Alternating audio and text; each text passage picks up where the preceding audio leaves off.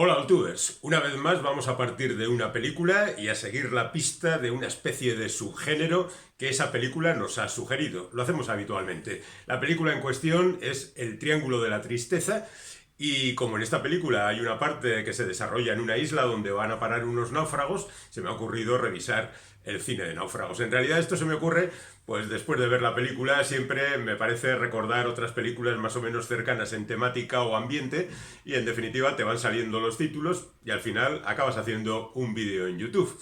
Bueno, vayamos con la película en cuestión. El Triángulo de la Tristeza es la nueva película de Ruben Östlund, un director sueco que ha conseguido gran fama y notoriedad gracias al buen tratamiento que ha recibido siempre en el Festival de Cannes con sus tres últimas películas. En realidad son las que conozco, aunque en realidad tiene un montón de cortos hechos anteriormente, que ignoro totalmente, y tres primeras películas que tampoco conozco porque no han sido distribuidas, digamos, internacionalmente. Aquí se le conoce a partir de Fuerza Mayor, de 1914, que consiguió el premio del público en el Festival de Cannes, y en consecuencia fue distribuida por todo el mundo y todo el mundo nos enteramos de la existencia de este tipo que siempre hace un cine muy anclado en la actualidad, en la realidad, en el análisis de las circunstancias sociales, incluso políticas y sobre todo en las circunstancias humanas, digamos, de los personajes. Fuerza Mayor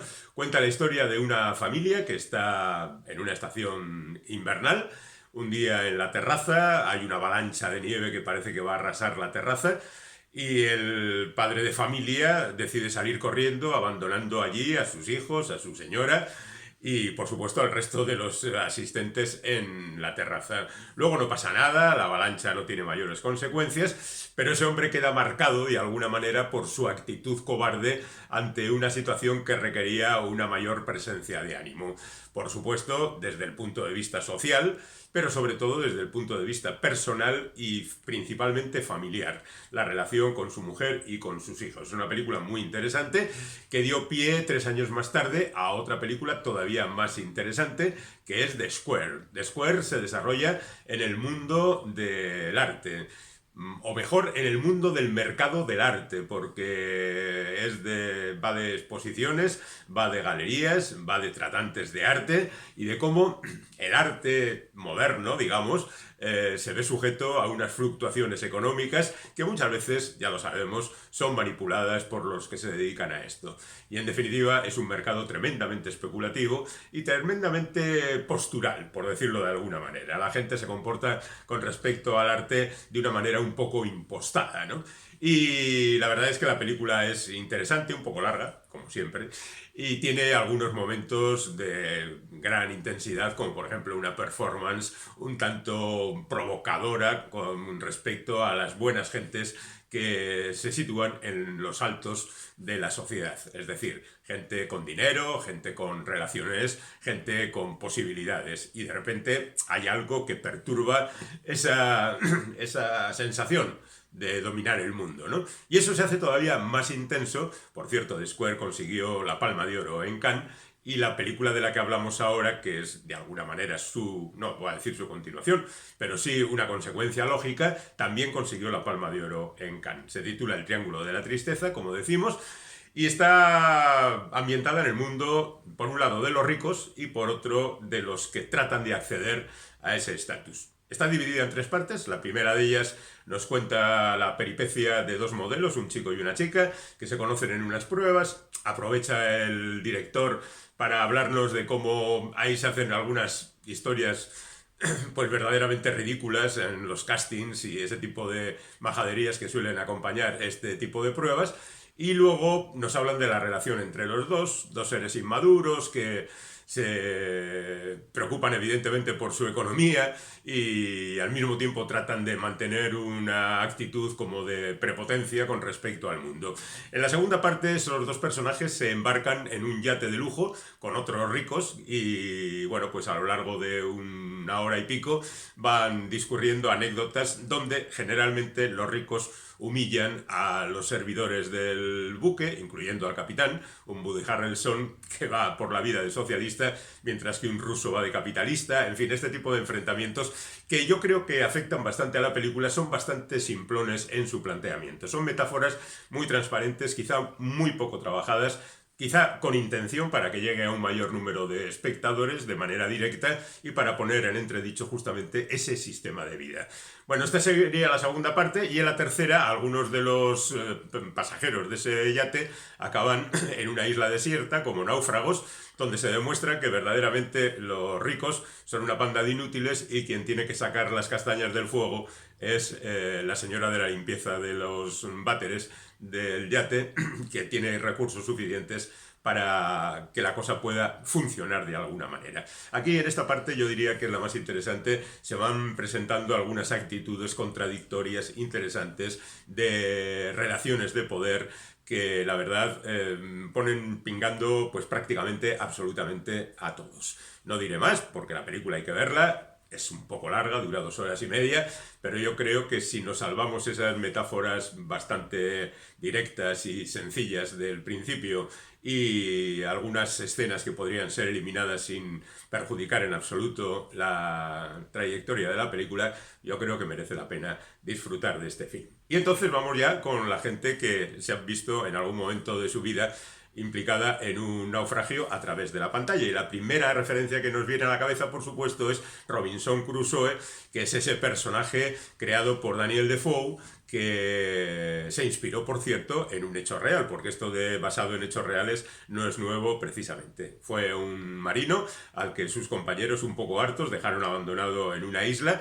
Y luego, al cabo del tiempo, fue rescatado y volvió a Londres y contó su historia. Defoe la noveló y eso se convirtió en un clásico que ha sido llevado al cine pues desde 1902, que creo que fue la primera ocasión en la que Georges Méliès, que era un tipo que se metía en este tipo de historias, se preocupó por ella e hizo una película. Hay más películas de la época muda, entre ellas una de Douglas Fairbanks.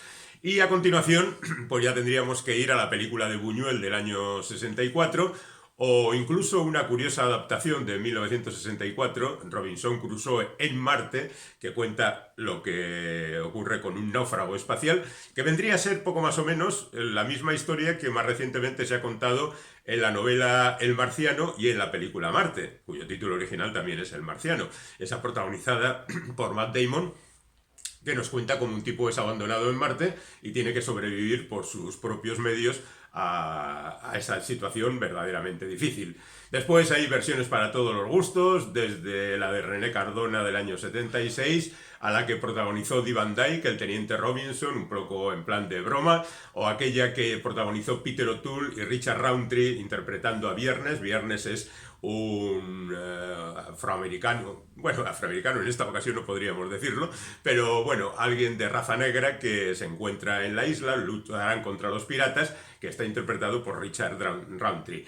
Y está la versión de 1997, protagonizada por Pierce Brosnan, y después hay un par de versiones animadas, una que se titula Shirley, el verdadero Robinson, que parece ser que es así como se llamaba el Robinson original, y otra más que se titula Una aventura tropical, también con gente que se pierde en las islas. Luego también tenemos los Robinsones suizos, que fue llevada al cine en 1960, que es Los que se pierden en una isla, es una familia al completo. La película se titulaba Los Robinsones de los mares del sur, y casi podríamos hablar también de otras películas más o menos relacionadas, como Solo el cielo lo sabe, en la que una monja y un soldado estadounidense se ven atrapados en una isla con un montón de japoneses, o también, ya en plan mucho más festivo, La cabaña, donde se reúne el matrimonio formado por David Niven y Ava Gardner con el presunto amante de ella, Stuart Granger, en una isla desierta,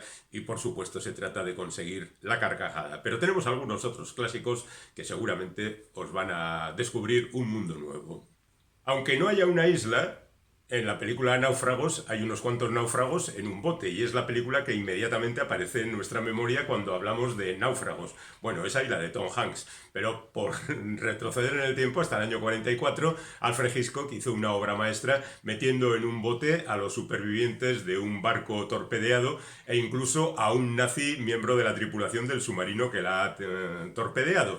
Y así crea una sensación de agobio y de tensión verdaderamente increíbles. Es una película fantástica que recomiendo con entusiasmo, lo mismo que la versión que hizo Peter Brook en 1963 del Señor de las Moscas. Esta es sin duda alguna la novela que le valió a William Golding el premio Nobel en su momento. Cuenta la historia de unos niños que son trasladados justamente para salvarles de los rigores de la guerra y su avión cae en una isla desierta. Los niños se ven solos y tienen que sobrevivir por su cuenta y riesgo, pero ¿qué es lo que hacen? Pues reproducir ni más ni menos que los mismos esquemas que los adultos. Es decir, hay quien trata de imponerse por todos los medios, hay quien se siente sojuzgado, hay quien es capaz de matar por salir adelante y en definitiva viene a demostrar el señor Golding que hay un determinismo biológico que nos hace ser como nosotros somos, ¿no? En ese sentido, también de gente joven podíamos hablar del Lago Azul, que es aquella película que lanzó a la fama a Brooke Shields y que nos presentaba a una pareja que se enfrenta en una isla desierta a la supervivencia. Pasa el tiempo, incluso tienen descendencia e incluso hay una película posterior que es Regreso al Lago Azul y que contaría, pues, esa ya ni la he visto, contaría historias muy semejantes a la que contaba la original. Pero en los años 60, 50, 60 se puso muy de moda adaptar a Julio Verne al cine.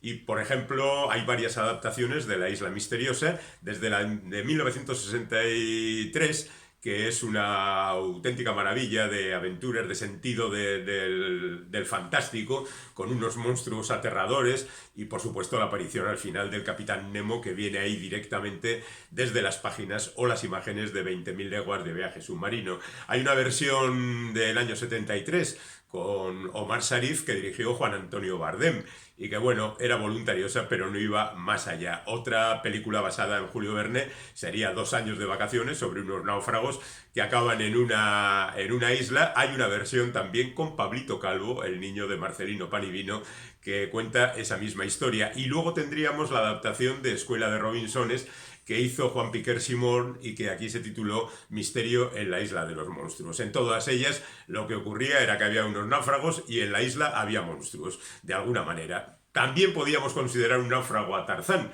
porque es abandonado allí en las costas africanas junto con sus padres, aunque estos mueren pronto, pero la verdad es que no hablamos de una isla, hay un continente y bueno, esto sería un poco más pillado por los pelos. Hay una película muy curiosa del año 57 que se titula El admirable Crichton y que cuenta la historia de una familia naufragada que lleva un mayordomo, por supuesto, acompañándoles. Y el admirable Crichton se ve obligado durante toda la película a servir a sus señores, consiguiendo las cosas más complicadas del mundo para que ellos estén confortables. Las 3 versiones de Rebelión a Bordo también podían hablar de náufragos, aunque, bueno, podríamos decir que al Capitán Blight lo dejan a merced de las corrientes después de la rebelión de Fletcher Christian en 1936, con la versión protagonizada por Clark Gable y Charles Lawton, en el 62 con Trevor Howard y Marlon Brando, y la del 87 con Anthony Hopkins y Mel Gibson. Pero bueno, son poco náufragos, acaban en la isla Pitcairn, como es conocido por todos, y allí se acaba más o menos la historia. Hay otra película muy curiosa ambientada en la Segunda Guerra Mundial que se titula Infierno en el Pacífico, que está protagonizada por un estadounidense, Lee Marvin, y por un japonés, Toshiro Mifune. Los dos caen en una isla desierta y durante mucho tiempo se están haciendo faenas, y al fin y al cabo son enemigos, hasta que descubren que o colaboran o lo van a tener los dos bastante mal.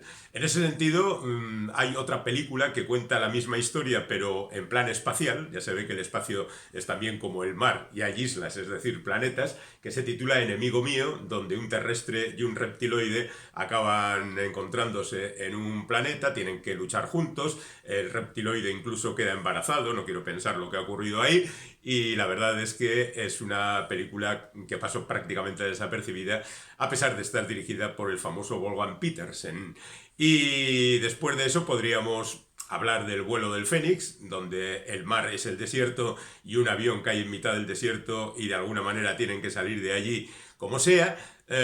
Tenemos el caso de la tormenta perfecta, donde unos pescadores se ven atrapados entre tres tormentas que forman la tormenta perfecta, aunque aquí, y es Wolfgang Petersen otra vez, el de Enemigo Mío, el que dirige la película, se especula con el final del barco, porque el barco se perdió y no se sabe exactamente qué es lo que ocurrió. Tenemos la aventura del Poseidón, donde tampoco hay islas, pero bueno, hay una aventura por dentro de un barco.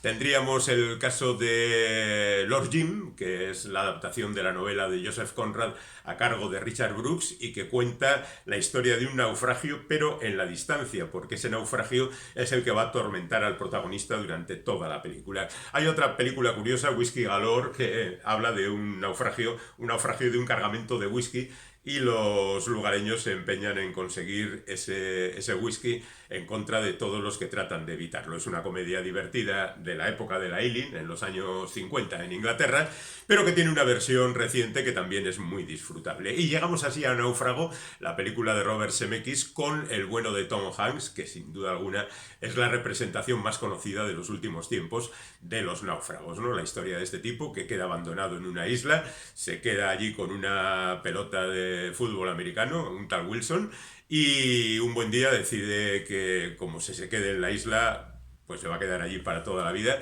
así que sale a alta mar y es recogido y sobrevive, basado en una historia real y más o menos edulcorada, por supuesto, y que en el año 2000 supuso un auténtico fenómeno. Pues de aquella época más o menos son 6 días y 7 noches, donde Harrison Ford y Anne Hedges quedan también parados en una isla, en plan comedia y demás. Open Water, que cuenta la historia de una pareja que se queda aislada en el mar y se crea una película verdaderamente agobiante. No hay isla, hay mucho agua, hay tiburones y hay esa sensación de ¡buf! Qué mal lo estamos pasando. Una pareja también es la protagonista, esta vez de forma más festiva, en Barridos por la Marea, protagonizada por Madonna y dirigida por el entonces su marido, Guy Ritchie, que fue un auténtico desastre. Y seguramente todos recordáis La vida de Pi, que es una película basada en una novela muy conocida, que trata de abarcar mucho territorio y el mayor territorio tiene lugar a bordo de una barca, donde el protagonista se ha quedado embarcado con un tigre. Un tigre feroz que en cualquier momento se lo va a comer. Bueno, hay más animales en esa barca, pero digamos que el tigre es la representación del peligro para el protagonista. Luego tendríamos En el corazón del mar, que cuenta la verdadera historia del velero Exer, que fue atacado por un cachalote blanco y de ahí nace la historia de Moby Dick. Y en la película se recrea la figura del autor de Moby Dick, como escribe esta historia. La peripecia de Robert Redford en esa aventura del navegante solitario que se titula Cuando todo está perdido. Películas como A la deriva, donde hay una pareja de jovenzuelos que se ven metidos en este jaleo. O Tres, o Survival Island, donde quienes no son dos, sino que son tres los que acaban en la isla. También en esa película dirigida por Angelina Jolie titulada Invencible hay una historia de tres soldados que durante 47 días recorren el mar hasta que son atrapados justamente por los japoneses. Estamos hablando de la Segunda Guerra Mundial. Lo mismo ocurría con la película Abandonados, que es de 2015, y con eso llegamos ya a la actualidad, donde se nos acaban las historias de náufragos y nos preguntamos por qué nadie ha llevado nunca el relato de un náufrago de Gabriel García Márquez a la pantalla. Quizá porque siempre hubo problemas. Cuenta la verdadera historia de un tipo que se cayó al mar